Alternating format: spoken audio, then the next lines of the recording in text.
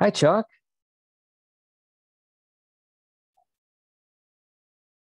How are you? Can you hear me? You can. Okay. And I am not yet able to hear you. I can hear you. Oh, there you are. Hi. Kathy, Okay, how are I you? think I'm sorry. I think I've got the audio Lynn. on now. Lynn. Oh, you do. Yeah, Lynn You- and Chuck. Fine. I'm a little slow up here. Oh, With mine, I'm eating lunch a little late. there you are. You know, I'm gonna stop the video because I'm not comfortable eating in front of Zoom. As you need.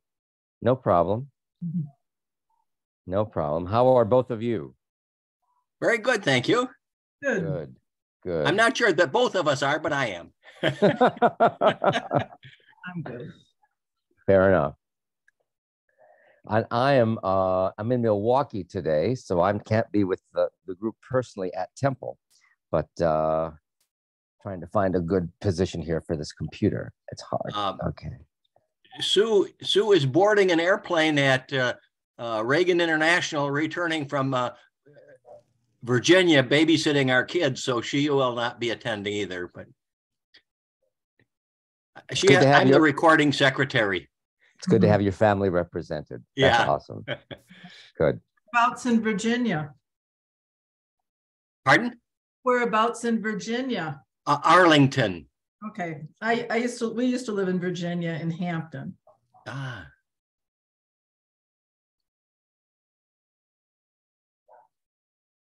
Hello, good afternoon. Hi, my name is Bruce Hirsch. I'm from New York, and I'll be going to Israel with you guys. Excellent. That is phenomenal. We're so looking forward to it. My wife, Sue, is Patty Putney's sister. Okay. Glad to meet you. Glad to have you. Yeah. Great. We're looking forward to it. We have 30 people traveling with us. So we're very much looking forward to being with you all. Do you mind if we play hooky during the trip sometimes? Totally up to you. I think, we'll be missing you, but all we need to do is make sure that someone, either I or the cantor or the tour guide, know that.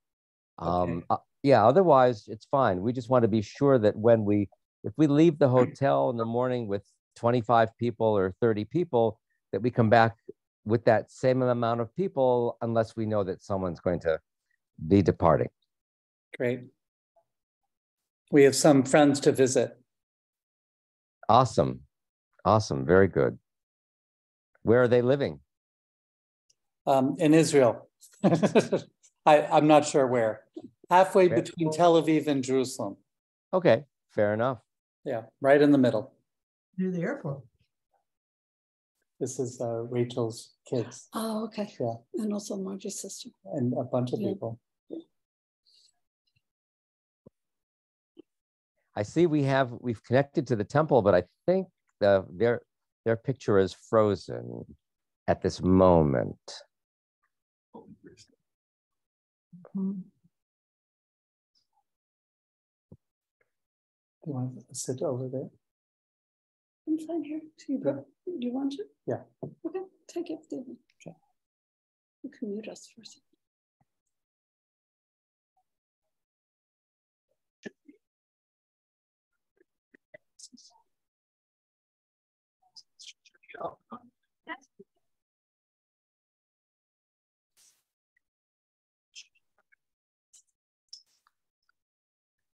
Maybe, let's see. Temple, I don't know if Temple is going to restart or what's going to happen there. I see we're on Oz's computer.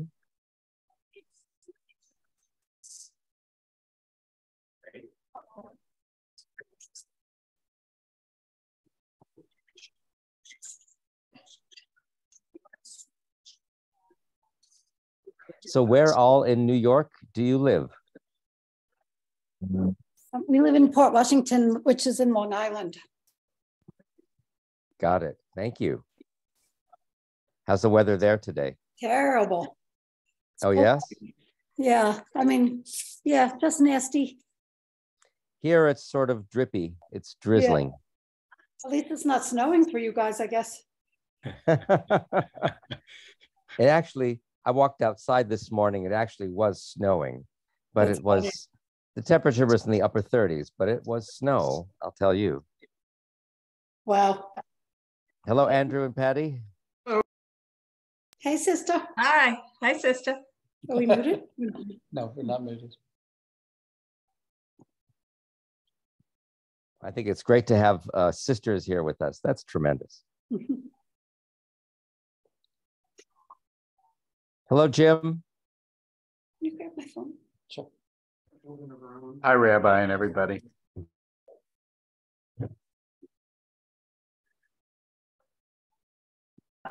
Anything else you want?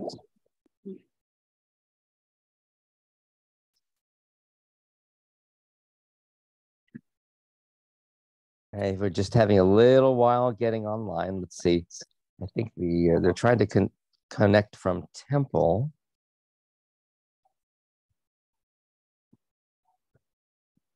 Let's see.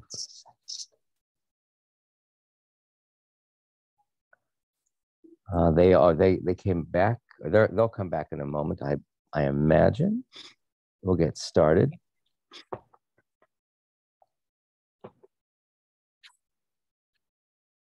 It sure is an interesting time to visit Israel.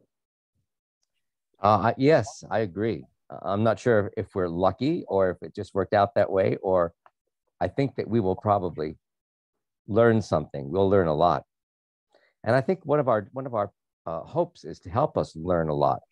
One of our hopes is indeed to help us meet a few people who can help us understand a number of situations, whether it's between the Jewish denominations or between Israelis and Palestinians, or about the democracy movement. That's our hope at this moment. So let's see. I once had a claim on travel insurance to Israel, and something sticks in my mind that says you waive your coverage if you participate in any demonstrations. Really? I think I heard something to that effect.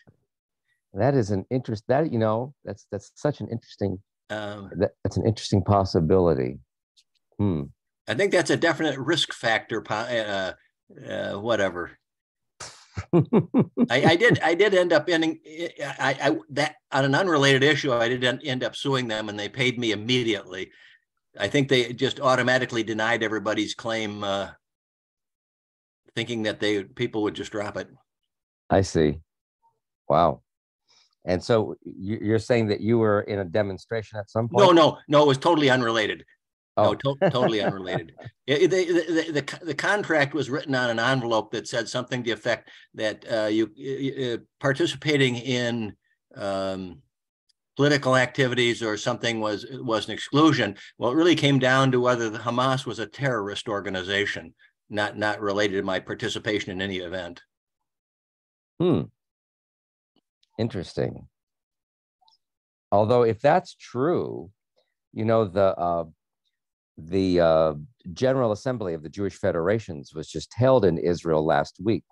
And I was under the impression that a number of people were going to demonstrate, but as it turned out, I'm not sure how many really Rabbi, did. I think you're muted if you're trying to talk to us. Okay. I am trying to talk with you. Am I muted? Can you hear me? I could hear you. We can hear you. Yeah, we can hear you fine. Okay. I got you now. Sorry. Okay, no problem. No problem.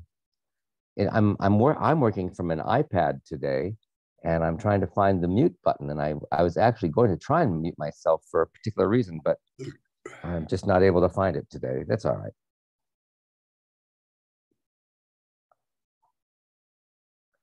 Oh, there it is. It's right in front of my face. Okay. Should be bottom left. Yeah.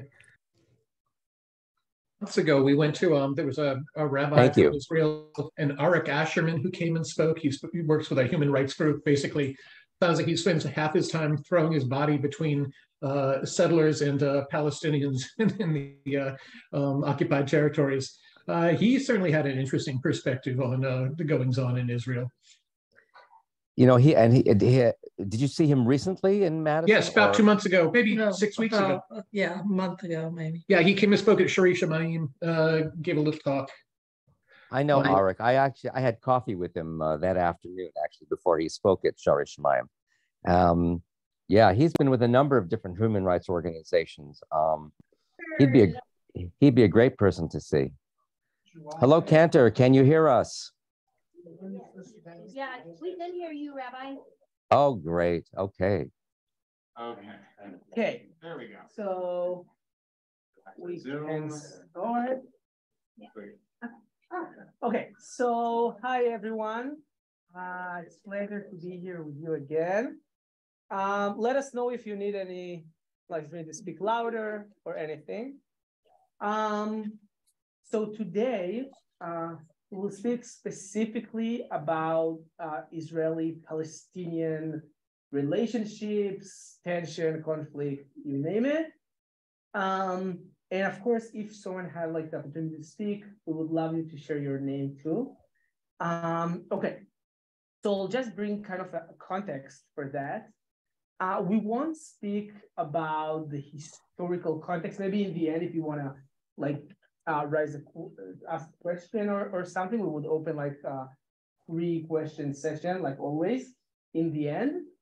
But I think we will try kind of like to attack this topic from more emotional, humanistic perspective.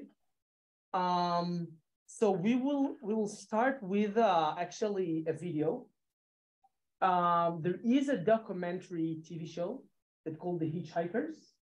It's an Israeli TV show, and the format is pretty basic. There is someone who is like driving with his car, and he stops to different people around Israel and kind of like interview them every time. And this is basically the episode. And the episode that we will watch, it's not like it's totally random.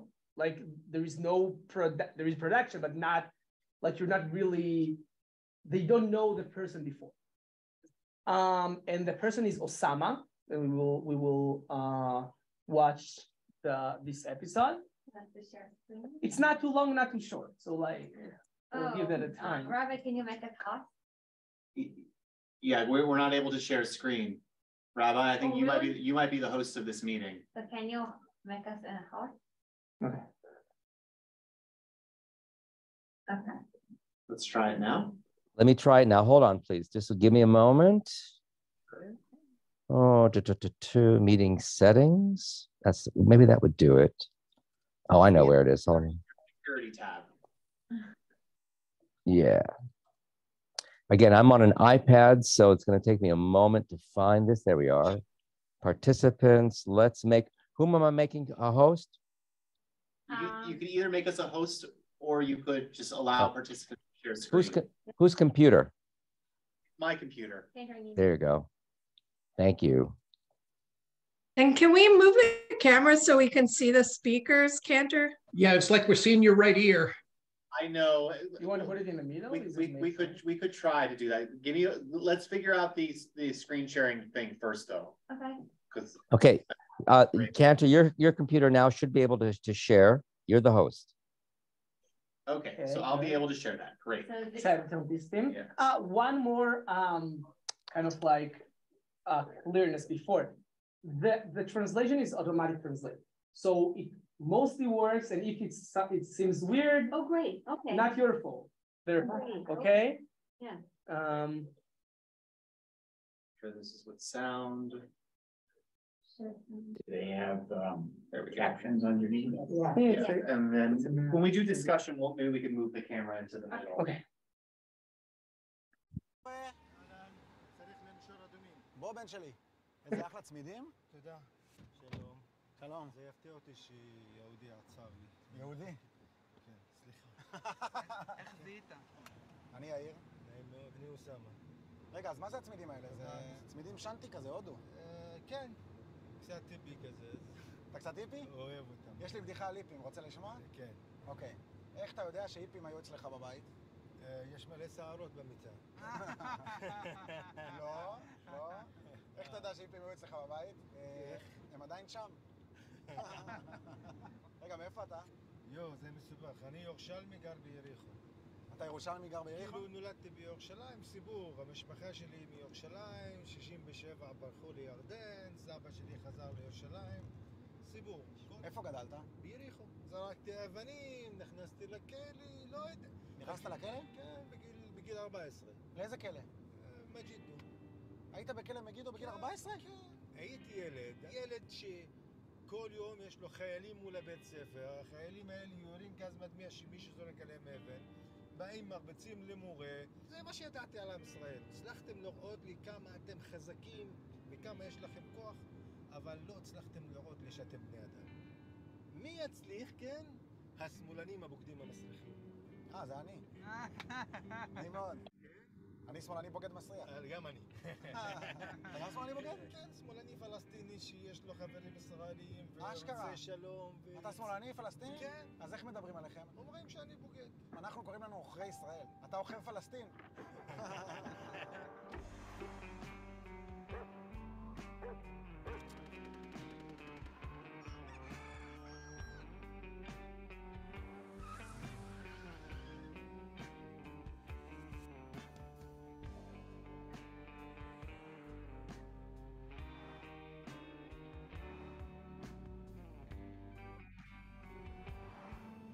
רגע, אז לא הבנתי איך הפכת לשמאלני. בגיל 14 היית בכלא במגידו. כן. אחר כך מה קרה? אחר כך נכנסתי לרשות הפלסטינית בגיל 18. מה זה לרשות? כאילו הייתי שוטר. באמת? כן. היית שוטר פלסטיני? רציתי להחזיק נשק ולהיות חזק כמו החיילים שגדלתי להתבקח איתם. די כבר. כן. עזבתי את המשטרה ב-97, אחרי שנרצח אחד מהחברים שלי השוטרים על ידי צבא, ורציתי ללחם. והתחילה האינתיפאדה השנייה, גם באינתיפאדה השנייה היה לי חלקים, אני לא רוצה להיכנס לזה, ואז ככה זה המשיך עד 2010. אוקיי. 2010 עליתי עם חבר בטרמפ, הייתי בבית לחם, לא היה תחבורה ציבורית, אמר לי תבוא איתי אחי, יש לי ארוחת ערב ויש לנו פגישה עם Peace Activists. Peace Activists, הדבר הראשון שעלה לראש זה, blonde European American beautiful people. אנשים שאני יכול להתלונן על כיבוש שם מולם. זה הכי כיף. כן, נכנסתי, ראיתי מישהו עם כיפה, אמרתי לו, אחמד, זה לא שלנו, מה יש בחדר הזה יהודים? אמר לי, כן, בטח, אלה החברים שלנו. וואי, אמרתי, איך יכול להיות שיש יהודי שאכפת לו מפלסטינים בכלל? איפה הם חיים? וזה ממש עשה לי טוב, לפגוש ישראלי ולהסתכל ככה בעיניים שלו, ולהרגיש שהבן אדם הזה אכפת לו ממני ומהעם שלי, מהסיפור שלי. זה גרם לי, אתה רוצה האמת? זה גרם לי להרחיק את הנשק. מה עם רומנטיקה, אוסאמה? אתה נשוי? יש לך בת זוג? Complicated. תספר. ברודים. איפה נפגשתם? ביריחו. ואז התחתנתם? אחרי 7 שנים. 7 שנים הייתם בזוגיות? לא זוגיות. היינו רק מדברים בטלפון, ואם אני שם היד שלי על יד שלה, אני דלוק. זה לא תל אביב, אחי. כמו דתיים. יותר גרוע. אז שמרתם נגיעה, יעני לא התנשקתם, לא התחבקתם. אין דבר כזה אצלנו. אתה יודע, עם הערבים זה מורכב בשטחים. יעני, יש חוקים לרומנטיקה, וזה צריך להיות סודי ומפחיד. מטורף. כן. וכמה זמן הייתם יחד? היינו ביחד מלא זמן. כן? כן, מ-2000 עד, בואי נגיד, 2015. 15 שנה? כן. ואז נפרדתם? ואז אני התחלתי לראות את העולם אחרת. התחלתי לצאת, להסתובב בעולם, לראות תמונה של הפוליטיקה פה אחרת. אז פשוט נפרדנו, כאילו היינו ברודים מלא זמן, וזה עד שהתגרשנו בסוף. זה היה קשה? זה היה סיפור קשה? כן. יש כאב? יש. לי יש. ילדים, ואני רוצה שיהיו להם אמא ואבא ולהיות איתם וזה, לתת להם כל מה שהם צריכים, אבל אני נותן להם כמה שאני יכול, אבל לא נראה שזה מספיק.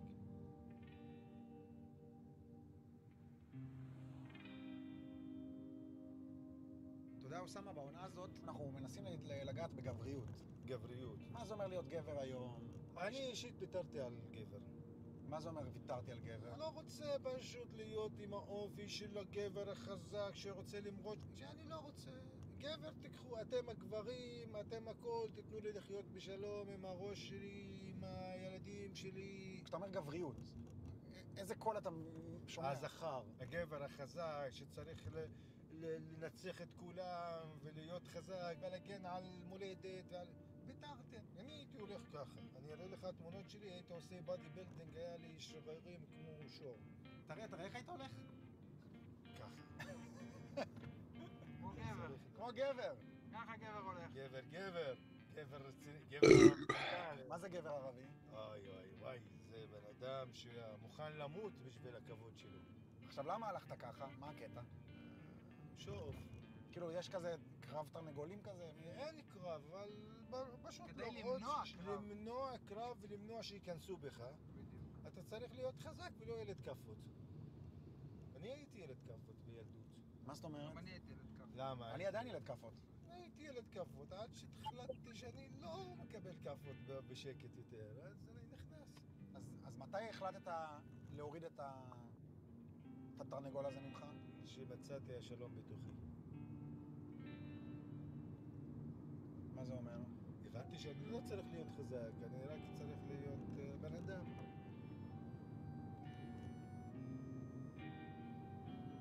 אתה עכשיו מחפש אהבה? זה משהו שמעניין אותך כאילו? אני מחפש אהבה שתשלוט בי. באמת, אהבה שתיקח את הלב שלי כזה, ואני לא יכול להגיד כן, לא, היא גדולה, היא קטנה, היא... לא יודע מה, חלאס. אני רוצה להיות שם, אני אף פעם הייתי במקום הזה. אז אתה מחפש אהבה, יעני... כן. אהבה... איך אתה מחפש? זה מעניין אותי. אני לא מחפש את האהבה, אני מחכה לאהבה כמו אדמה שמחכה לגשם. רגע, לפני שאתה הולך, כן. יש לנו פה גינה בתוכנית. מה החלום שלך? החלום שלי שהילדים שלי ושלך לא יצטרכו ללכת לצבא ולא לזרוק אבנים ולא ללכת לכלא. אמן. ויעשו צחוקים עלינו. במקום הזה אנחנו יכולים לעשות את גן עדן. אני לא יודע אם אני אחיה עד אז, אבל אני אמשיך לנטוע את הזרעים של הדבר הזה, של החלום שלי. אני מקווה שנגיע. איזה כיף עם הילדים שלנו, יצחקו עלינו. כן, זה החלום הגדול שלי, אבל קודם אהבה. לפני הכל. כן, אהבה שתעשה לי קרקע ובסיס בחיים שלי. ושתהיה המקלט שלי גם. איי. איזה כיף זה אהבה. שנופלת עליך כמו כן. גשם לאדמה. אם אתה כבר אוהב אהבה, כן, אז היינו רוצים לתת לך... אתה רואה שאנחנו עם סיכת לב? אני שמח להעניק לך את סיכת הלב שלנו. יש. שאומרת שאתה ראוי לאהבה כמו כל האנשים בעולם. שוקרן. כן. شكرا يا حبيبي، شكرا على الترامب وشكرا على انك اخذتني من الحم، يعني اتسلت אותי מהחום והגעתי לעבודה ותודה רבה. סלאם עליכם. ביי כפרה, תודה. שוקרן.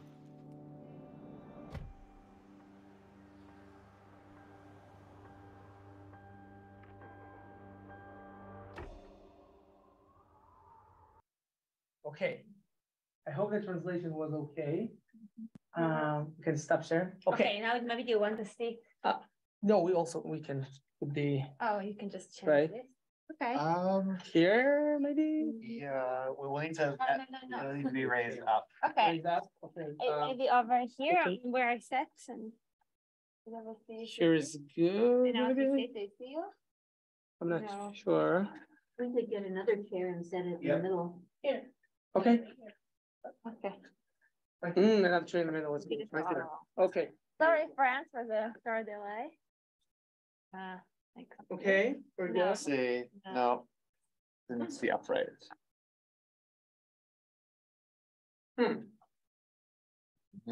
If that doesn't work, there's a pail over there in the corner we could turn upside I down. think now it's pretty good. Pretty good. Pretty good.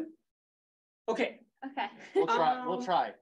let's before crossing. Let me. Okay.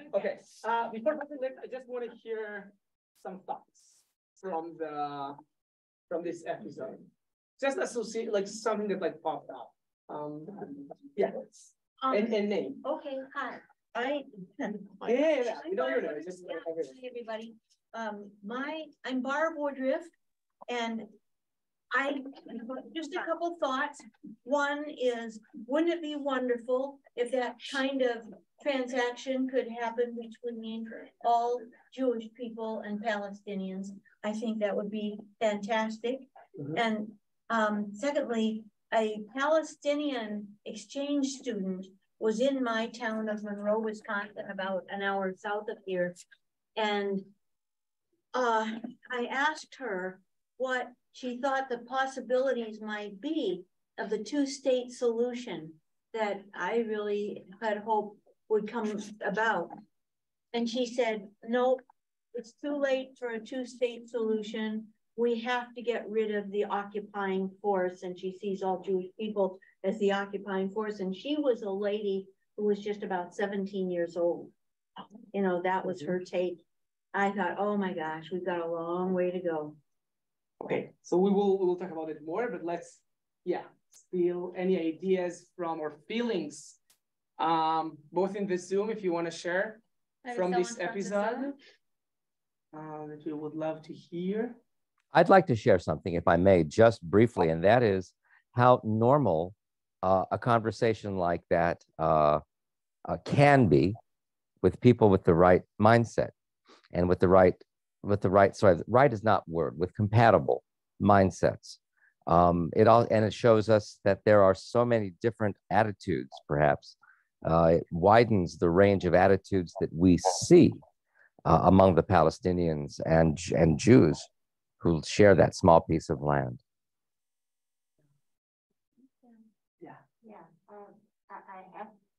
I have to say there are people who are right now acting like that and talking together. This is for sure. We will definitely do that. Yeah, that is the case would be one, and they had a joint ceremony for Yom HaZikaron. That was fantastic. Thousands of people came together and supported this. Yeah. So, what was the name again of the Palestinian? Osama. So, I think when Osama was talking about what he wants, and he just wants to live and be in peace and everything, I think can you hear me, Rabbi?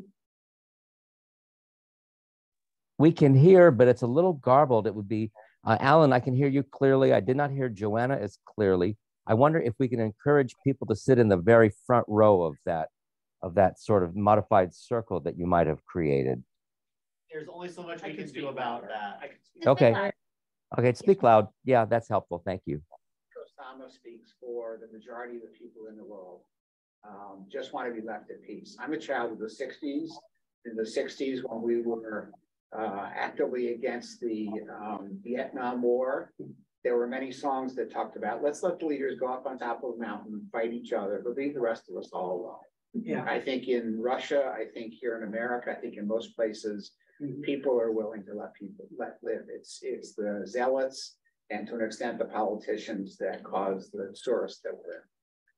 I think it's a beautiful point that I would love to push back against after. Yeah. But but because it's a beautiful point, I think we need it. Maybe it will be the ground for our conversation.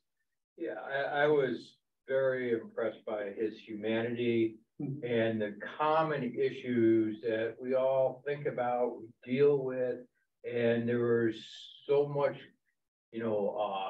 similarities, thought processes that, it tells you that it exists cross culture. Yeah. But he probably has come to some idea within himself that he had to abandon a previous moniker that he needed to have this masculinity, this ferociousness, this that had causes problems, I think, across the world. I think that, my name is Aryeh. And I think hitchhiking is very common in Israel. People hitchhike everywhere, all over the country. Yeah. You have Arabs and Jews hitchhiking, Arab drivers, Jewish drivers. This is actually not uniquely a discussion between compatible people. All hitchhikers and all drivers, they meet all kinds of people in Israel, and they all communicate one way or another. They're all whether they're compatible or not, they communicate with each other in one way or another. This is actually a very common thing happening in Israel. Conversation, I would say, is rather classic. Interesting. Someone from the Zoom, yeah. I thought it was really exceptional. I'm so interested to hear that this is commonplace. But I thought Osama was beautiful and vulnerable and open, and the fact they touched on masculinity and the need for love, it was just incredibly human. And when two human beings are communicating in an honest way, it just feels a much more hopeful circumstance. Thank you. Cantor.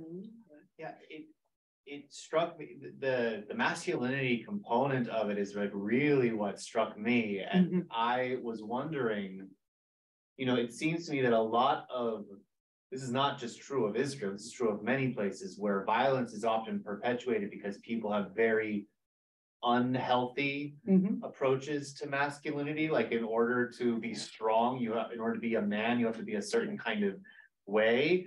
And I wonder if, I feel like in order for these kinds of conversations to have more often, you'd have to have more people who have a broader view of what is true of masculinity. And I don't know how much that's the case in Israel. No, before we continue, I just want to bring an input about that. So I taught this this class to UW students this semester and for high schoolers here in Midrasha about the whole TV show called The Hitchhikers. And of course, we brought this one. And actually, the whole last season is about masculinity. And it's a beautiful season. The season before was about like femininity. It wasn't just about that. But it was really interesting. It was kind of like the bottom line of a lot of conversations.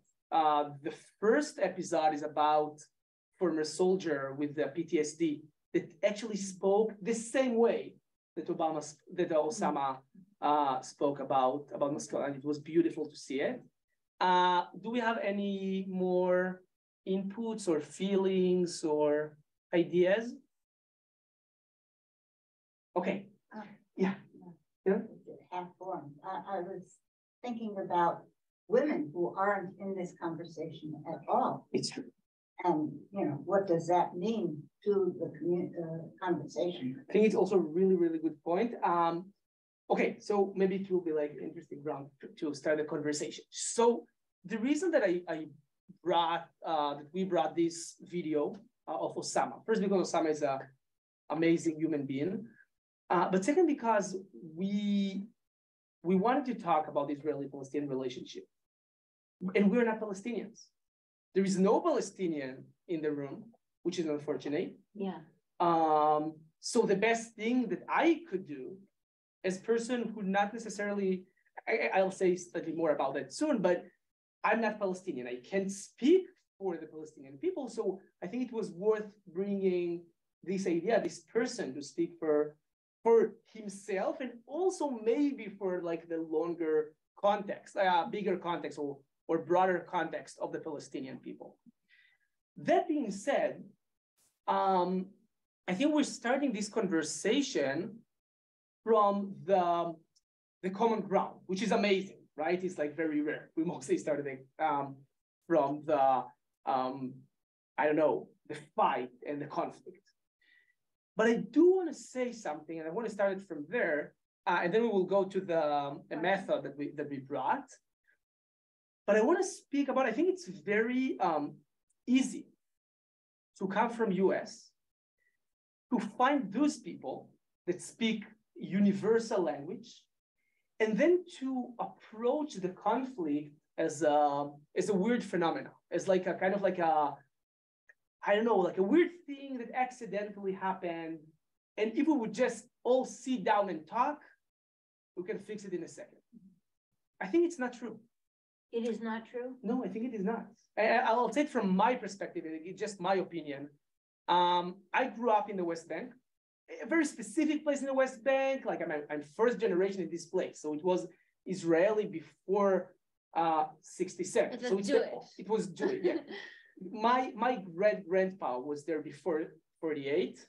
And then he went to the jail, the Jordanian jail, and be back to, after 67, my grandma established Alon Shvut, which is the only place in the West Bank that was Jewish before 48.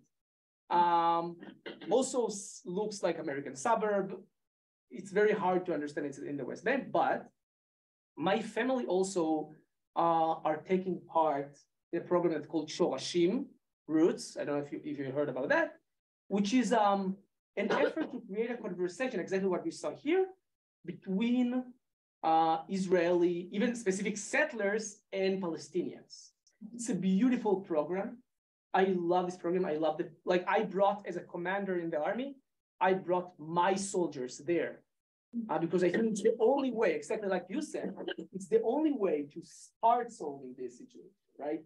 To start solving the conflict that we have here. But in the same time, and actually in Roots, in Shorashim, we talk a lot about that.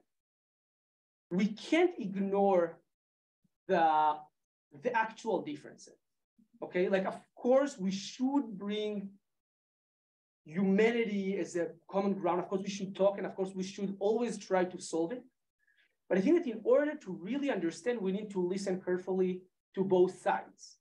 And I won't pretend that I am kind of like, understand both sides. I have my side. I truly think that my side is right, or more right than the other one, right? Otherwise, I would choose the other side, right? But in the same times, I feel that I have to create a bridge, okay? So I think we have to understand, or to really internalize the feeling, the understanding that, like, to come from outside and say, there is really no problem. We'll just put it together and everything will be solved. It's not the case. There is a huge, deep differences, right? That we need to cure first before, right, we solving. Solving is a very Western perspective of how to handle the reality, right? And maybe instead of solving, we should talk about curing or talking through it. I don't know.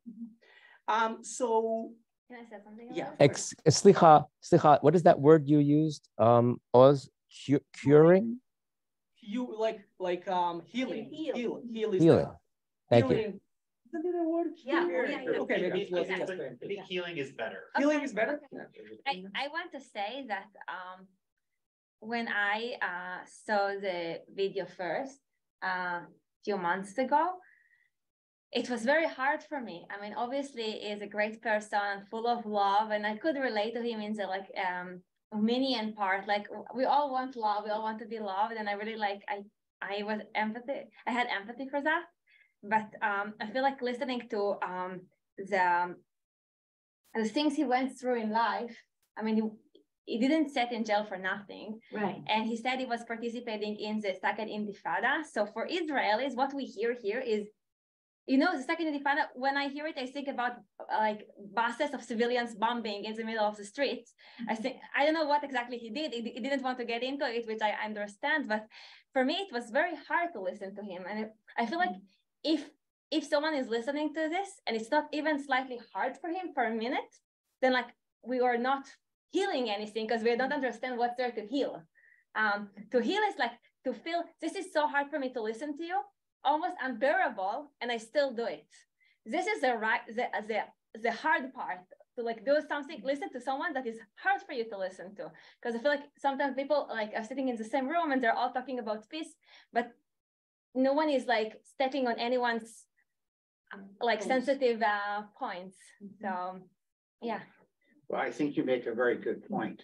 And you started this, and that is that it's a mistake for any of us in the United States who have not gone through the Second Intifada and all the things that have happened in this small land of Israel around it, and all of the memories that end up affecting the way you think about it. It's not really fair for us to judge or to recommend or to tell Israel how to fix things. We don't have the perspective. Now, on the other hand, since we're farther away, we can have some perspectives. So, but I hear you completely, and I appreciate, you know, something bad like that happened in my neighborhood. Be a hard time to listen to the people that did it. Yeah. I'm thinking about like the way that relationships work more broadly. You know, there's this, you know, like in Musar, you have like the idea of trying to find balance between things. And in relationships, you have like, there's on the one end of like codependency of being so attached and like to not really see the differences between you and the person that you're in relationship with that can be really unhealthy. And then on the other end of the spectrum being, you know, like rupturing, like breaking the relationship, saying like I don't care about you anymore. We do not have a relationship with each other. And the goal is to try to find something in the middle when you have tension of something called like self-differentiation, where like you can be yourself and they can be themselves. You can be in relationship with each other and not agree on everything, but you care enough about one another and about the relationship that you're willing to be in that uncomfortable place. But you have to be willing to be in that uncomfortable place. And so it's why you need to have programs like the one that you were describing, where like people, you can't start caring about somebody until you actually meet them.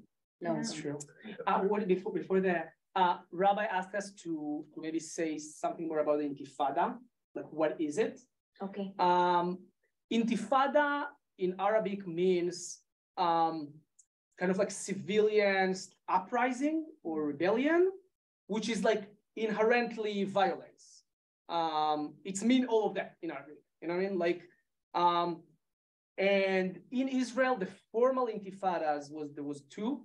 The end of the 80s was the first intifada. Was mostly like Osama described, mostly rocks and knives. Sorry for being graphic, but it is what it is. The second intifada in the Israeli memory is way more hard. And it was hard from two reasons. First reason, the second intifada came after the Oslo efforts, which most of Israelis, the vast majority of Israelis was very much for that. And the Oslo agreement and all of this, but it's ended by first Rabin assassination and the prime minister and the second intifada. And to some extent, some people that participate in the process of Oslo, of the peacemaking process, was the same people who commanded the second intifada a year or half a year after. And what year was that? It was, so the Rabin assassination was 95, second intifada was 2000. So around 2000, it started in 95, but it was like the vast, you know, like the biggest or the hardest part. That led part. to like building the wall. That's The wall is the outcome of the second intifada. The second reason was how bad it was in terms of casualties.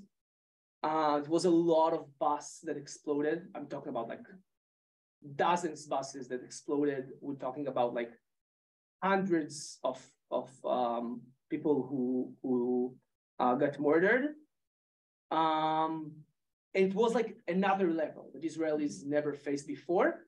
Plus, the idea of like, we try to create peace, and that's what we got. Okay, again, and it's important to say this is the Israeli story. I truly believe this is true story, but this is our story.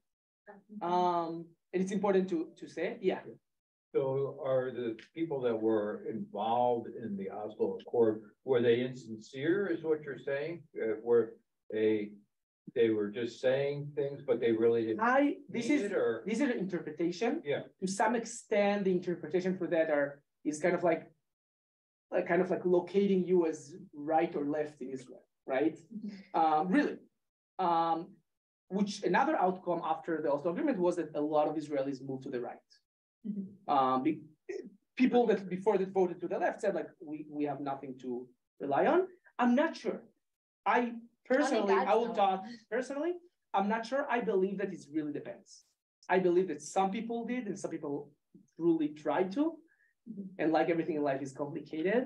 How soon after when did Likud's long, I'm trying when Bibi first came into office? 96. 96. Yeah. When it's next, we have like rise. Yeah. Cantor, to tag along with what you had said earlier, all Jews sitting here, one talking to the other, to the mirror. I would love to come next time and see a Palestinian sitting where you are. It's true. That I would come for quickly. You know, I've tried it personally, and it has. I can't manage it. I can't manage it. What can't you manage? To make a relationship at the fair in Baraboo, there was a fair used to be for the left wingers. The Palestinians had a large table set up with all of the terrible pictures. I picked out a nice looking middle-aged man dressed well. And I asked him, "Are you brave?" And that was his response. It was his answer. I said, "Do you like lemonade?"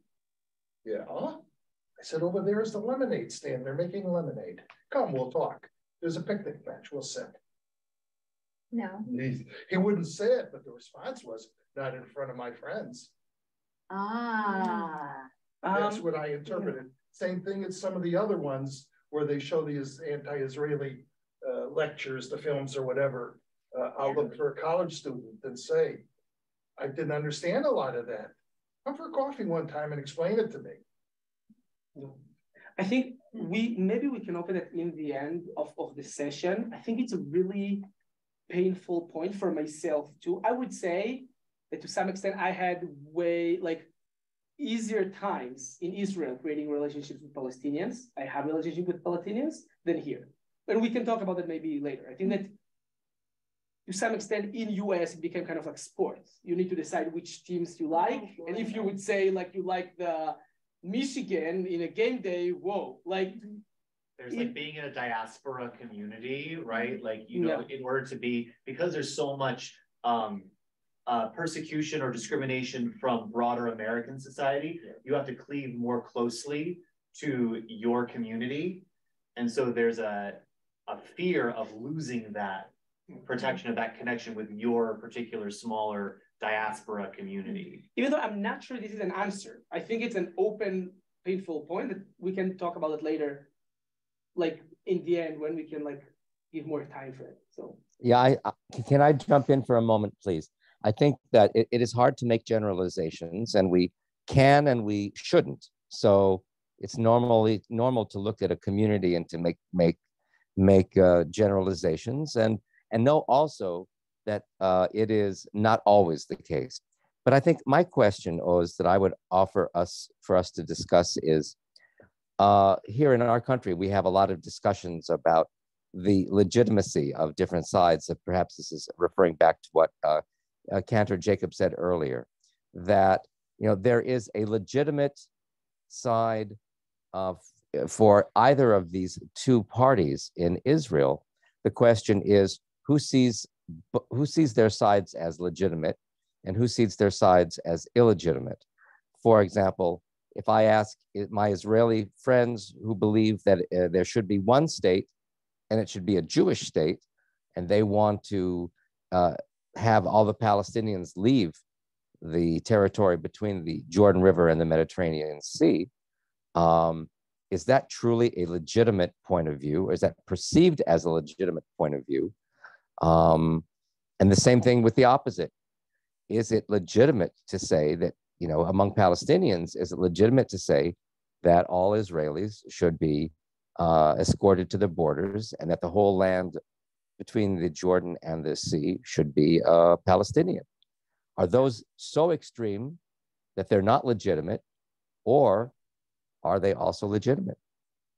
I would say, and then I'll get to Jonathan in a second, but I would say personally, then of course I feel that both of them are not legitimate. But I think that legitimacy has very narrow perspective. You see what I'm saying? Like there is people from both sides who are thinking so. I would be, again, very honest, my opinion, don't take me as an expert. From my experience, the vast majority of Israelis thinking about or believing in two-state solution and don't think that it's even possible, right? But this is their best situation, best scenario. It's hard for me to say it now because of the new government, but I'm still thinking so. In the Palestinian side, I've met poor people who believe that Israelis has a right to be in between the river to the sea. I've met way more that don't. I'm not necessarily I don't think that they have legitimization.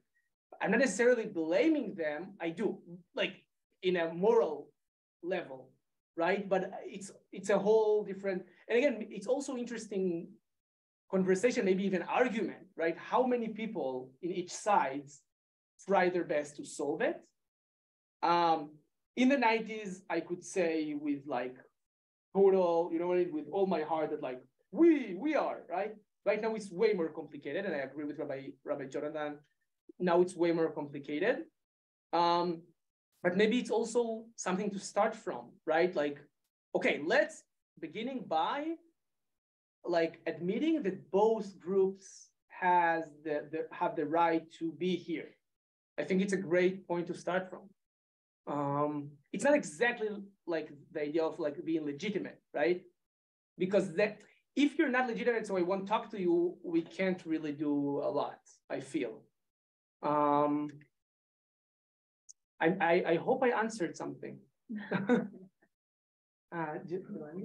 Yeah, a much more narrow perspective and thinking right now. But as far as people in the States being interested in what's going on, and we can't know and we can't decide because we're outsiders, that news has been available to us all along. And all we have to do is look at the news, look at Haaretz, look at the other Israeli things, and we will know, and we have known. And, the Kesha Committee puts on movies that address all of these things. So I would say that we have to learn here, and that the opportunity is available. We just have to take advantage of it, which takes time. And I'm not sure that people here invest that strongly. So, but that's what you're saying, Joanna, is that Kesher has been providing information all along on the two sides' viewpoints? As a starting point, yes, we have been, but there are other places. You don't have to come to me. You just have to look at the newspapers, the Israeli newspapers. You'll see it, even here. The New York Times occasionally has things. Almost any place, if people are willing, they will look and they can find. Okay, I think it's a good time for the method that we created. I'm not sure how it will with the Zoom. Read it out. But I think it's we truly believe in kind of breaking down the conflict to smaller perspectives. So I'll just put on the ground some questions or just passing around. No, maybe just show it to everyone else. Okay, show it. Okay, so we will show the questions. Okay, and I ask you, every one of you, to pick one of them and think about an answer or your perspective about that. Okay, so the first question is, how does the Israeli-Palestinian conflict affect your life as an American Jew? Okay, I can put it in the chat if you want. Okay. Okay. Can we? We'll take one. So how does it affect your life as an American Jew? Yeah. Okay. This is the first question. Second question: who are the two sides of the conflict? Think about that. We used to think the Israeli-Palestinian conflict. From what you know, think about who are the sides, okay, of the conflict. in a scale of percentage, how much of the conflict is about territory / nationality or religion? Okay, think about that. Do you feel like you have good, fair, and reliable sources maybe, to learn about the conflict, Jonathan, its history and current situation? What are your ways to get information? Okay. And the last one, what is the place of the conflict in your mind when you think about Israel? You think about Israel, how, like in maybe percentage-wise, or I don't know, size-wise, like how much it takes from the whole thing called Israel. Okay, we have the. Could you read that last one again, please? Again, what is the place of the conflict in your mind when you think about Israel? Okay. We just wrote down some of it. I need 4. Take few moments. It's worth few moments. You can just choose one, please. Every question here can take a whole PhD thesis. So, and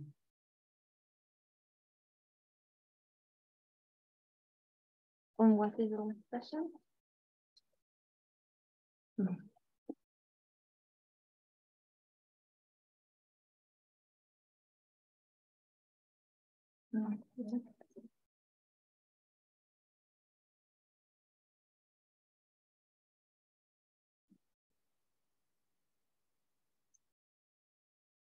Okay. If someone want to think, if someone want to share, we would love to hear. Like, what question did you choose? And yeah. I think that questions are very provocative. They're very thought-provoking. What is the conflict about, religion or territory? I think the conflict is about trauma. I think the conflict is about competing narratives.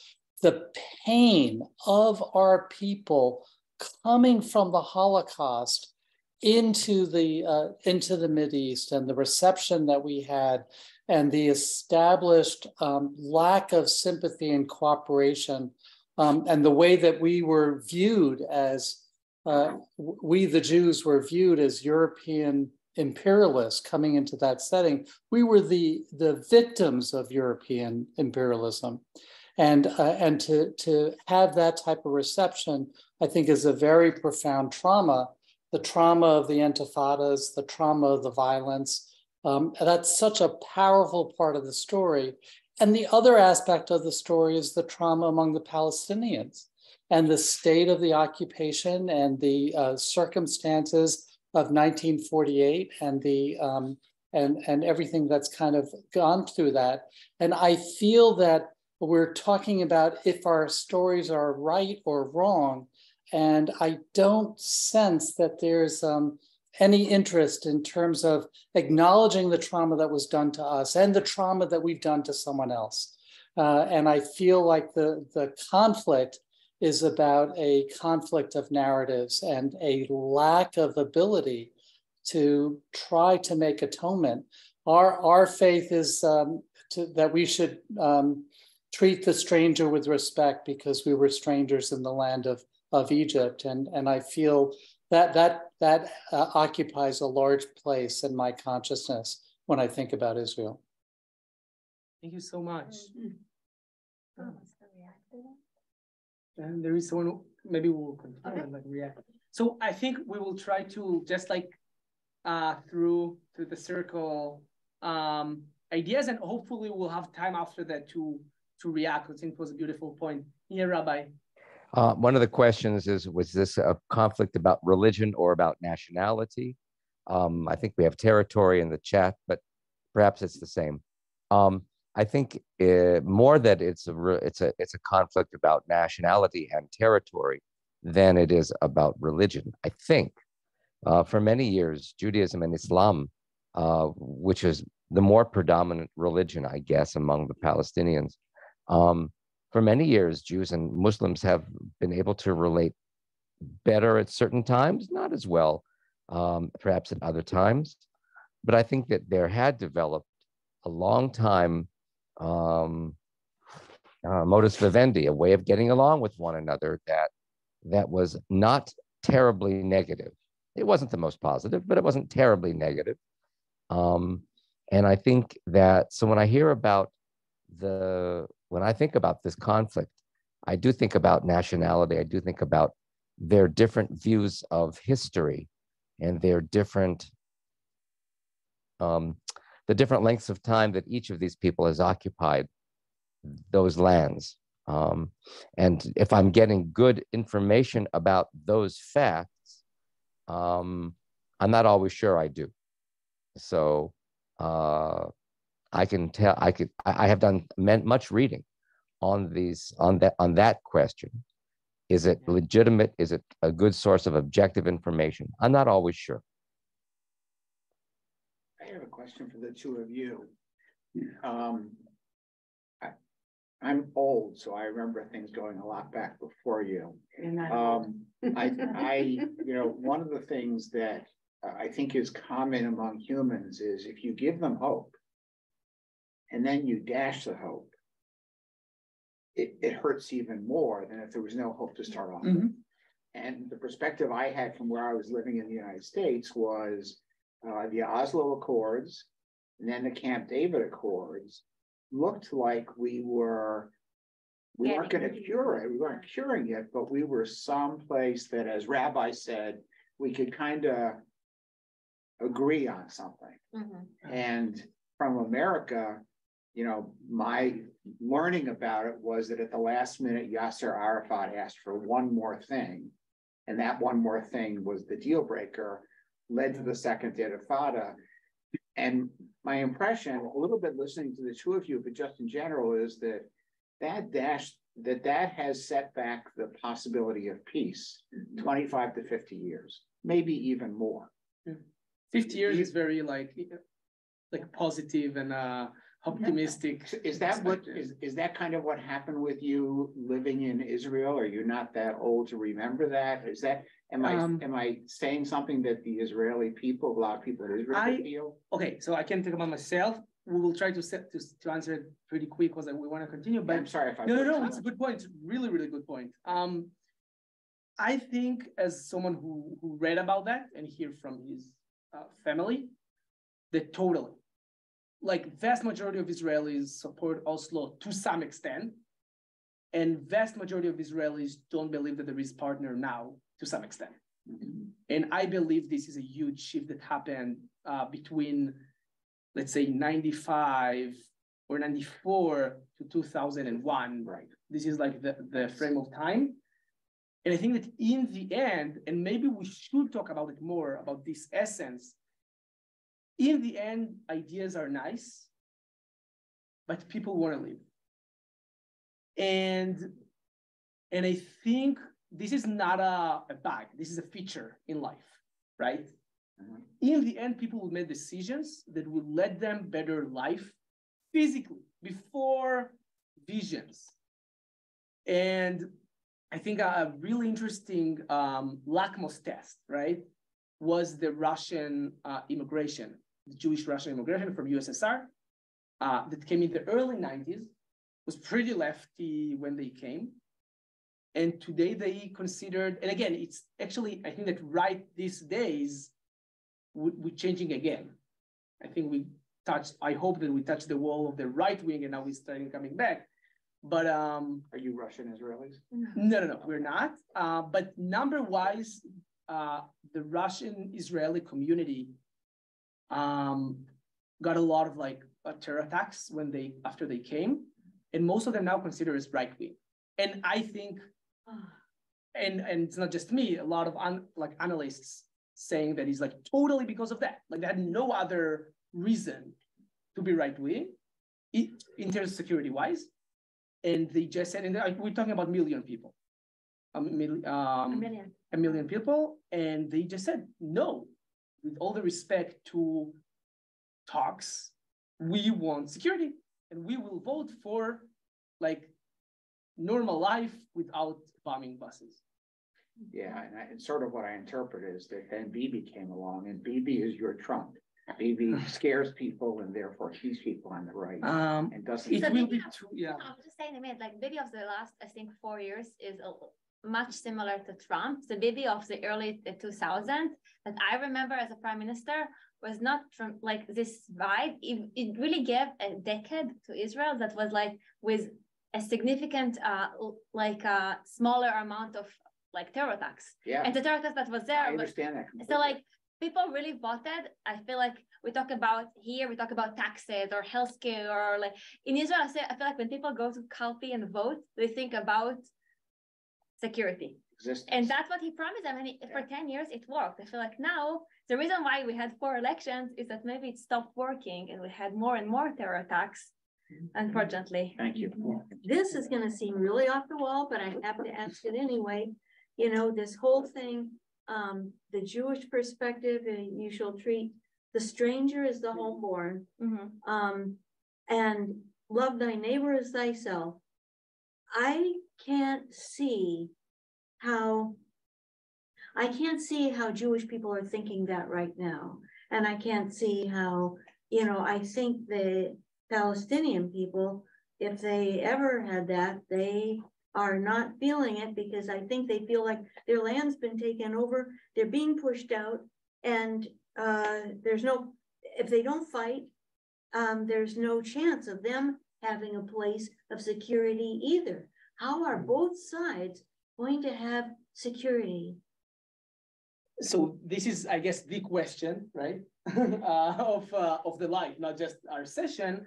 I think it's somehow related to the question of like what the conflict is about, right?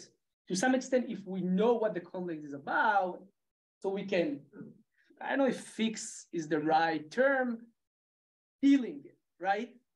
And people don't really agree even about, Make it possible. Yeah. But if people don't even agree about like what the conflict is about. For example, I think that till the Abraham Accords, people used to think about it as an Arab-Israeli conflict. Now it's pretty clear that it's not Arab-Israeli conflict, right? So if it's not Arab-Israeli conflict, it's also not Muslim-Jewish conflict. It's pretty obvious. Yeah. Even though I'm sure, and I'm personally sure that there is a religious aspect to this conflict. We can't ignore the religious aspect. Or that there are religious factions within both Israel and Palestinian who approach the conflict through a religious lens. Yes. So if it's not those things, what is it? What in do my you opinion, think? or I want to hear what you think. I was going to say earlier, like when you said, like, what is the conflict? I almost feel like what I wish the conflict was, or what I wish that it could be, a different way of framing of it being not between Israelis and Palestinians, but between those who believe that peaceful coexistence is possible and those who don't. But not to say that there's, but what I'm saying is that like, where is the source of tension, right? It's that you have a majority of people who are taking a very fatalistic approach that there's no way of there being actual peaceful resolution. We just have to protect ourselves and keep ourselves and our families safe. Yeah. And one can understand that. I mean, it's really, it makes a lot of sense, but it becomes self-fulfilling. And I almost feel like the work that we have to be doing is about it's asserting the need, like the only way for there to be peaceful coexistence is for there to be more people who believe that it's possible. The only people for there to be more people who believe that it's possible. I actually don't know. That's why for me becomes the conflict is like the problem really, right? And I don't know how we get there. I'm wondering how many people are even concerned with it right now. It seems like things are more focused on the immediate in terms of the government, to me anyway, than the Israeli-Palestinian conflict. It's also a good point, because it's very like current, right? It's like really now. So we will talk about it maybe slightly later because we want to give like kind of like the context, but it's a really good point. What is that we'll do and then do Zoom?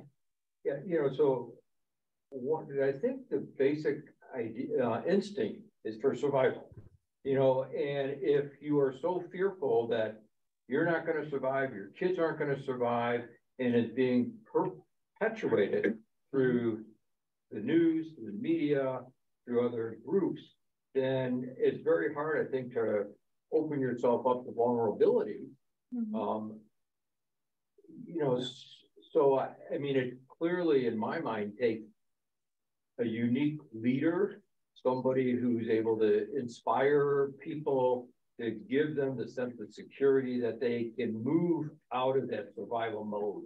Because as I see it now, it's survival for Israel, but it's also, encompassing survival of the Jews around the world.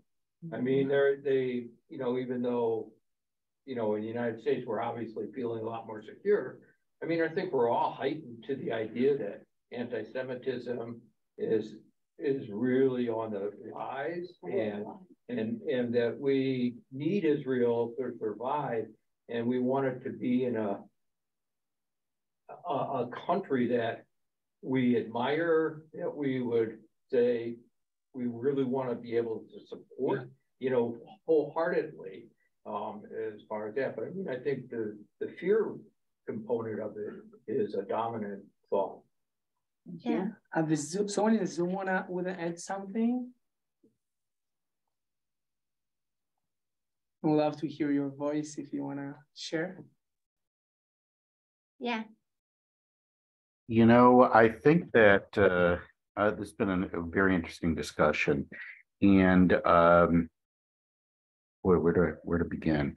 I think the issue of what it means for a Jew in diaspora or an American Jew, and kind of the relationship with Israel. Growing up in the 60s, 70s, and a young adult in the 80s, recognition of Israel was an incredibly strong source of pride for American Jews. And at the time, we were really indoctrinated with the idea that Israel could do no wrong, and really chauvinistic around that. When there were Israelis, there were some small protests from Jews in the US, American Jews, around the Palestinian issue, advocating for Palestinian rights. And that was, I remember my family and others thinking, that's crazy. We don't understand that. We were so indoctrinated into the post-Holocaust vision of Israel. And what's happened more recently has been a real souring of that, Israel with the moral high ground. And in the US, we kind of look at it that way. It always was. I mean, for Israelis, it's different. That's their country they're living in and living and breathing. But for American or diaspora Jews, it was always, kind of Aliyah to Jerusalem or something of that nature, maybe idealized. And certainly the last decade for sure, and more recently, has been very sobering. And so it's really the source of American Jews disengaging with Israel. And I think and a lot of folks here know, the big call for progressive Jews about Zionism or thinking about Israel is like, hey, don't leave it. We need your support and advocacy, because I think many, and certainly I have been, are really turned off with the idea of, Israel. The problems have been so upsetting, maybe not from a realistic point of view, but from a whatever the idealism we thought, just from a distance, really, the moral high ground really seems lost. Yeah, that's kind of where I've been raised. That's kind of the point of view that I've taken. I think it's a really good point. I'm truly believe that both American Jewry and the state of Israel as phenomena are very unique and very new in our history. Like we had authority in Israel and Jews had good times around the world, but the combination of a strong minority in a very strong country and Jewish state with power, with army, they're both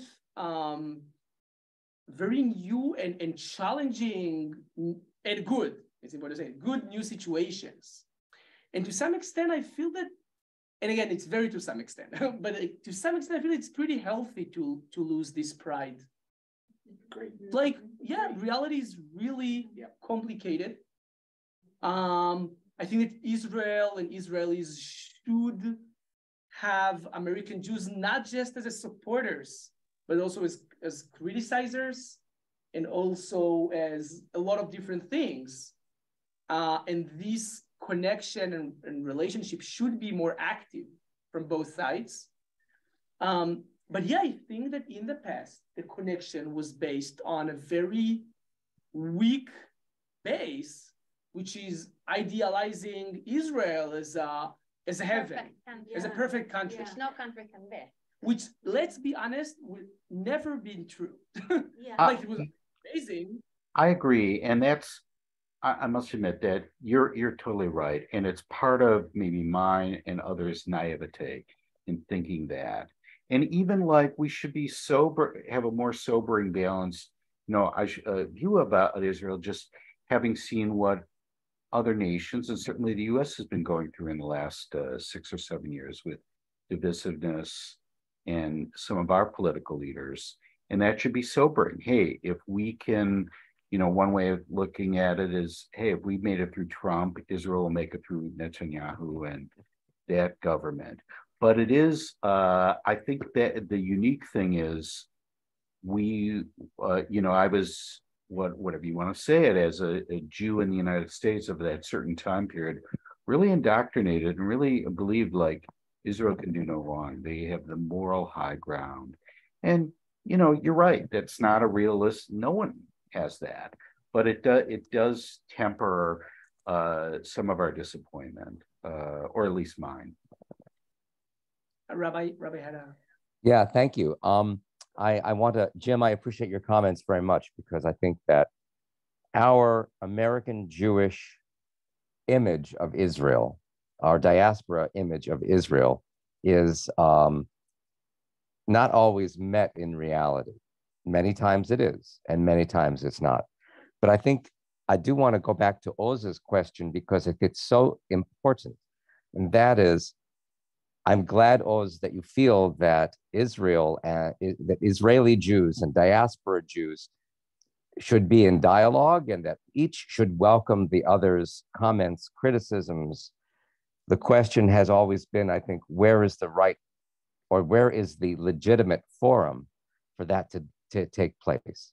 How do we do that in a way that is, to get back to some of Cantor Jacob's words, how do we get back to a place where we can both see this as legitimate and fair and human and respectful in a way that we can say, yes, now we've each heard each other. The diaspora community has heard Israel, and the Israeli community has heard the diaspora Jewish community. And we want to give those opinions weight and legitimacy. And yet we do face the political and the military reality sometimes that has to supersede some of that nice stuff. Yeah, I think that the how is the biggest question here. For me, it's totally clear that we should have this dialogue. I think that the how is really, really hard question. I know that it would never be like harmonically, because Jews are never arguing harmonically, but it doesn't matter. It doesn't say that like it won't be positive. It can be unharmonic and positive in the same time. I would say I would say two things.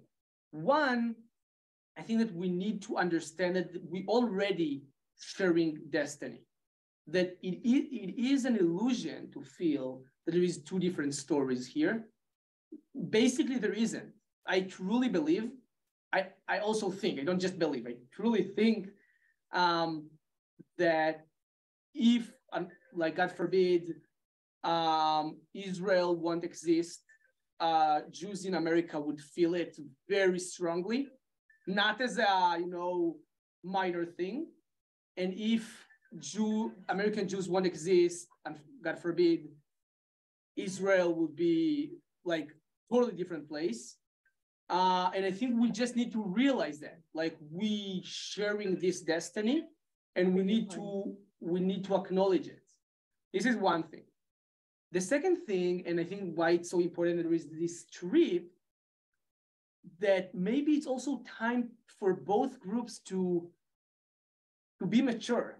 And I'm trying to say in a way that, like, understand that both groups are here to stay, and to come to Israel and see the faults and the problems without saying, oh, like, I can't, you know what I mean? No, be there. And to give up the idea that there are good guys and bad guys. But also that Israel needs, like, you, not just to be a supporter, but not to ignore the field too. I don't know if Peter want to say something. So one of the reasons why this was actually very much a part of most of Rabbi Baich's and my conversations about things that we wanted to make sure that we prioritized in the trip that we are having, was exactly around this, that very often people have unnuanced views of Israel, whichever view they might have, that it's not complicated. And unfortunately, if you don't have a complicated relationship with Israel, you haven't learned enough yet. Sure. And so a lot of what we wanted to do with the trip was really to try to complicate Israel for people, really, no, honestly, and to say, like, it's a real place that has real problems, good actors, bad actors, and it's up to us to figure out who we can be in relationship with, that we can support as a way of acting on our values and what we hope for the state. How will we be doing that? I think we're doing it right now. I think in order to answer that question, it would be, I could point to specific things in the itinerary, but there are a few conversations that we are hoping to have in various places in Israel, where we're gonna hopefully, like, to meet somebody from, like, the Israel Religious Action Center, for example, and hearing about some of the work that they're doing, or a couple of other organizations in Haifa, and beautiful. I'd have to look at the itinerary to point to you specific examples. Thank you. I think, Cantor, thank you for your words, because I think they really point to our objectives. Some people, might go to Israel to go on vacation and to regenerate their souls, and that's a lovely reason to do that. And there are great places to do that. And I think when diaspora Jews go to Israel, another purpose they have is to make this pilgrimage for understanding who they are, or for non-Jews to understand who Jews are. I think we've had various kinds of people travel with us at various times. And I think that understanding where we've come from, and when we are standing, for example, if we're standing at a promontory above the Kotel in the Old City, where we can see the Western Wall, and then above that we can see the Dome of the Rock. Those are two extremely important holy shrines for Jews and Arabs, respectively. And then if we look to our right about 30 degrees, we can see the Robinson's Arch area of the old temple wall, which is the site of great conflict between Orthodox and non-Orthodox, if you will. Those are not the right terms I would use, but Orthodox and non-Orthodox Jewry. And so we're seeing, within one view, we're seeing at least two major issues and conflicts that we'll be dealing with. And that's not at all to mention standing in an old city at that moment, at that point, which is a very Orthodox section, and how we as liberal Jews may understand that or need to come to understand that.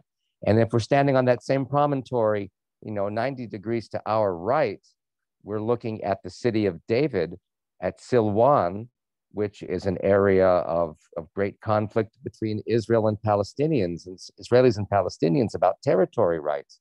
And so again, within half a square kilometer, we're talking about three major issues. And when we stand there, we can feel the proximity of the issues, and we can understand a little bit of the complexity. And then we get down to talking about it. Question? Oh, just quick. Is there a thought that it's beyond the two parties, that the situation is just almost impossible because of the land, the territory, the history and everything? Is it going to require an objective third party to come in and say, okay, play the part of Solomon, the baby, I'm going to split it in half. And this, this half of the baby can go to that mom and that half can go to that mom. And make it so that the parties themselves feel so desperate that they will come together and have a mediation. Can I try and take a shot at that? Yeah. I don't think now is the time. Okay. I don't think right now is a time that we're going to make peace. And I think to some extent, it's probably good if we go over there with the realization that we're not going to cure the Israeli-Palestinian conflict. What I said before, because of the history and what's happened and the desire for Jewish people, for Israelis to have security, and if I was there, I'd want security first too.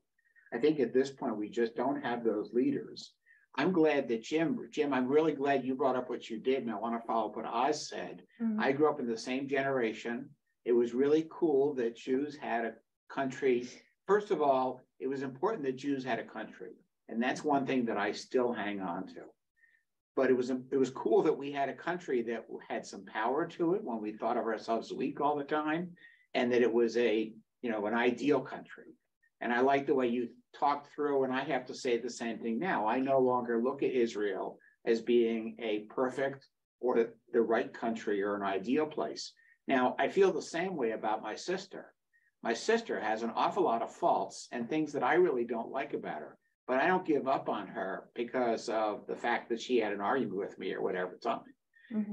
I don't think, it's just too complex, and we're not in the right time. That time of Rabin and the Oslo Accords and stuff, that was a great time. And I'll come back to what I shared with Oz before. I think we're going to have to wait another 25 years.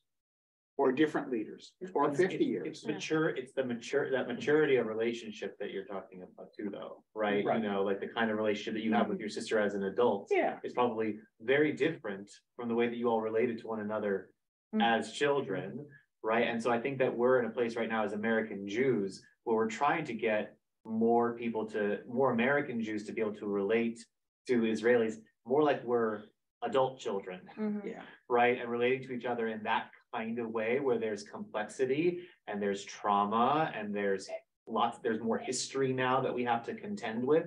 And can we do that? I want to react to that. Let me just finish on one thing. Please. The non-negotiable for me is that Israel should not continue to exist as a country where Jews can go and be and feel and be around other Jews and feel at home and feel safe. That's non-negotiable. I don't care I don't agree with everything they do, but I'm not going to give this. Yeah, I want to say that, I feel like the conversation about the role of the American Jews in this conflict, in this story, and we talked about maturing the relationship. So this is really, really, really the reason why Oz and I are not here in Beth El, here in US in general. We came for 2 years, which are almost over, and we're Israeli shlichim, Israeli fellows or emissaries, but not of the government. We're not in the consul who goes to Chicago, if you heard about them. This is not our role. We are here from the Jewish Agency, which is for the Jewish people. So I feel like we are the ambassadors of the Jewish people in Israel to the Jewish people here and vice versa. And I feel like this like thinking about it, first of all, as not as a country, but as a place where half of our people lives, is really helping us thinking about like, what do you want from this relationship? Because I love the like metaphor of your sister, because we're first of all brothers and sisters, whether we like it or not. I like it. You don't have to. And I feel like this is what a lot of the time when Israelis listen to criticism coming from American Jewry, that's a missing part. Because a week ago, we had really important days at Cantor Nimi. We had the privilege to have Cantor Nimi as a big part of it. We had Yom HaZikaron, which is Israel's Memorial Day. And it was actually here in this place. And we had here a lot of people I don't regularly see in Temple. And I didn't see a lot of people that I do regularly see here. The difference was that a lot of them were Israelis or former Israelis or sons of Israelis. And I can totally understand that.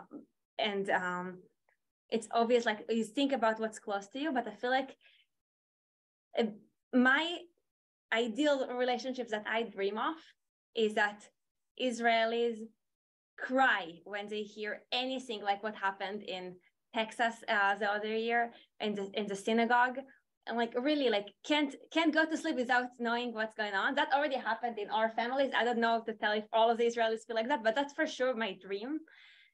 And the other way around, people here especially just feel like when something happens in Israel, it's just like it happens in Texas. When you talk about anti-Semitism, when we are afraid of for people's safety, and we cry when something bad happens, it also, if it happens to Jews in Israel, we're still Jews, we're still brothers and sisters. And I feel like a lot of people in Israel feel like you don't come to Yom HaZikaron, you don't cry when we have terror attacks, you don't even know about it sometimes because the channels you follow don't necessarily think it's important to report when there's a terror attack and 7 Jews got killed in a synagogue a few months ago in Israel. So I feel like that's also related to like, once we are past this, any criticism will be so much more welcomed and heard. And I feel like we want it to be heard. We need it to be heard. The Jews in Israel need to hear your voices. And I feel like that's the missing part.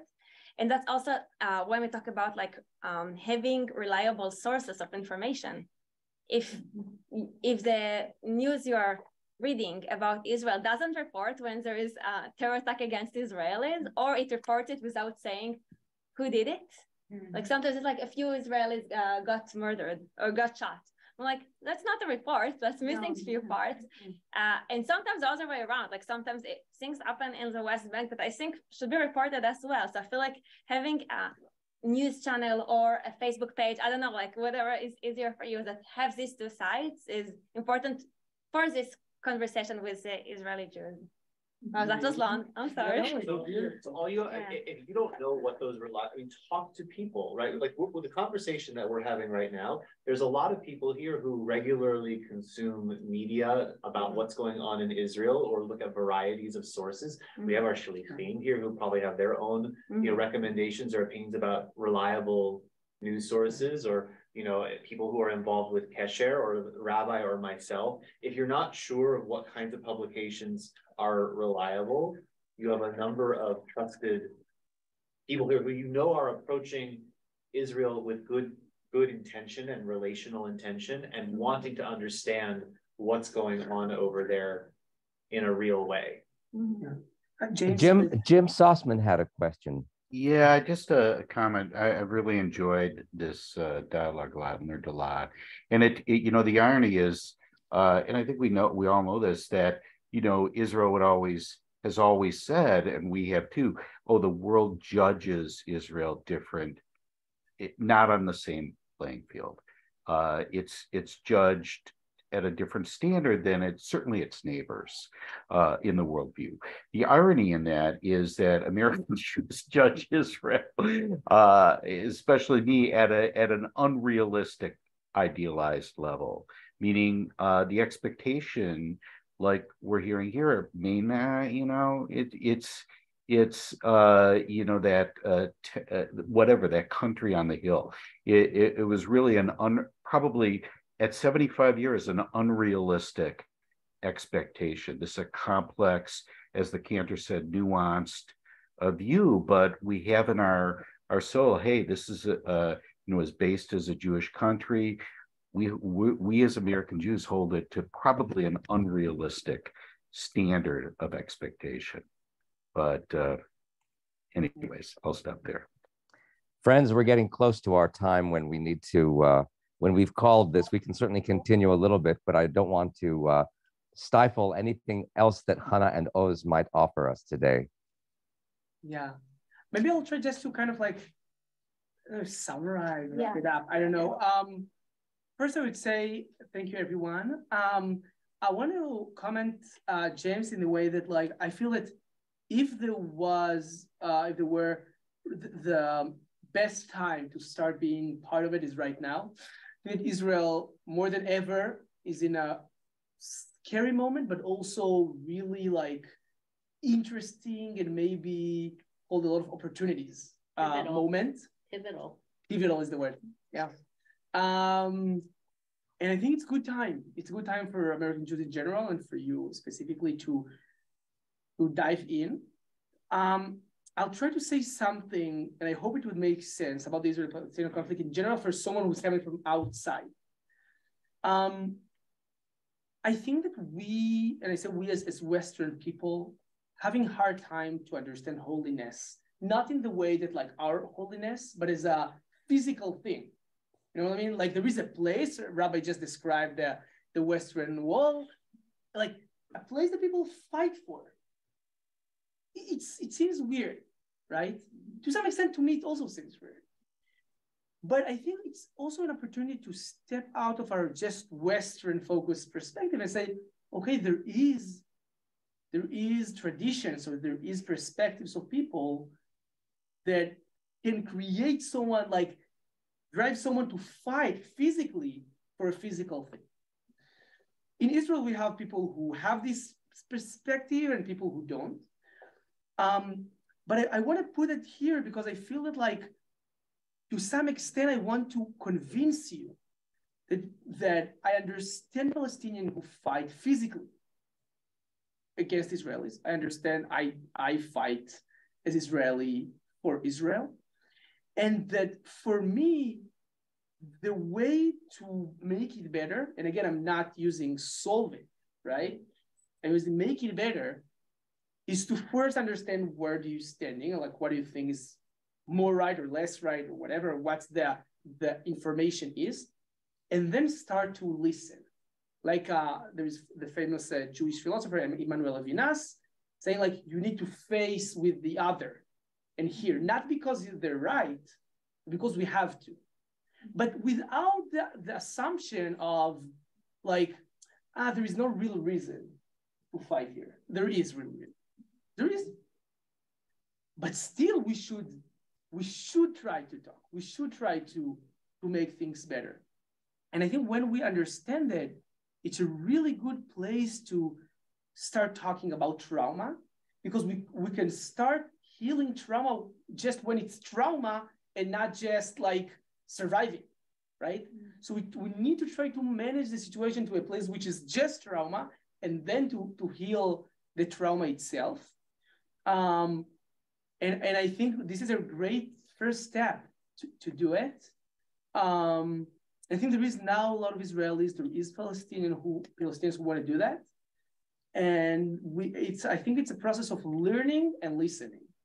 This is I think for me, the idea. So thank you so much for being here with us. Thank you. Thank you. Thank you so much. If I can just add a few notes for us all. First of all, we have a lot of gratitude, Hannah and Oz, for your being with us for 3 sessions. We sincerely thank you. Thank you so very much. And before you leave town, I hope that our community gives you the right kind of very sad send-off, because we'll be sad to lose you. But we look forward to seeing you before too long. Just a few other notes, travel notes, and Cantor, you may have some also. First of all, I know that it is important for us, and we've heard from members of the group as well, that we want to have get-togethers, 1 or 2 more, so we can talk specifically about the trip and just continue to get to know one another a little bit more, And I think before we set a date for any of that, just to get a sense of Sunday afternoons or weeknight evenings, if one was preferable than another, and if one was impossible for than another, that's one thing to be thinking about. Number two, for those who are traveling on LOT Airlines with us from Chicago, I hope that you have a chance to respond to the question that Melissa sent out late last week about meals. So they would want to know what our meal order would be for those flights. And also we will be working on, for those of us who want to travel together on a Van Gelder bus or something like that from Madison to O'Hare on that day of departure and then returning. So we're going to be working on that as well. So we can all travel together if that makes sense to us, or people can certainly travel individually. Again, that's for those who are traveling out of Chicago at about the same time that we're leaving on the Polish Airlines flight. And Cantor, on number one, I think if you might have some other points you'd like to make, and two, if there are any. Those were in fact the exact 3 points that I wanted to make sure we got to. So, right on. Awesome, awesome. And the other things to be thinking about is if anybody else has any particular concerns that we can answer shortly or in the very short term, please let us know. Otherwise, continue to be in touch with us by email. In calculating, we have about 42 days until we depart, 43 days. So it's really exciting, and we're coming so close to our journey to Israel.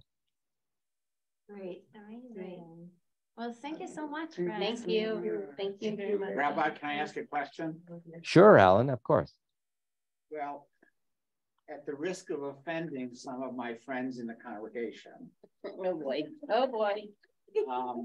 It's been nice having these 3 meetings and having anybody come, but I see some benefits to developing some camaraderie. And so is it possible one or both of these next meetings would be limited to people going to Israel themselves? Yes, absolutely. I think that we as a travel group deserve for ourselves, no offense to anybody else who may be there today or who may be watching, but yes, we will have our next 1 meeting or 2 meetings will be devoted solely to our travel group and our travel group's needs and interests. I think that it comes down to the purpose of the meeting. These have been learning sessions and opportunities that I think that wide variety could benefit from, but we're definitely going to need to have things that are very specific to the trip and to the building of cohort relationship for the travel group. So like, if we're clear that that's the purpose of those gatherings, then I think that will address that issue. Yeah, that makes sense. Absolutely. Thank you. Thank you. Thanks, everybody. All right. Nice to meet you. You too. Bye for Friday. Cantor, thank you very much, Cantor, for being our tech person today. We really appreciate it. And I'll be in touch with you. Yep, we'll be in touch. Okay, bye. Bye, everybody.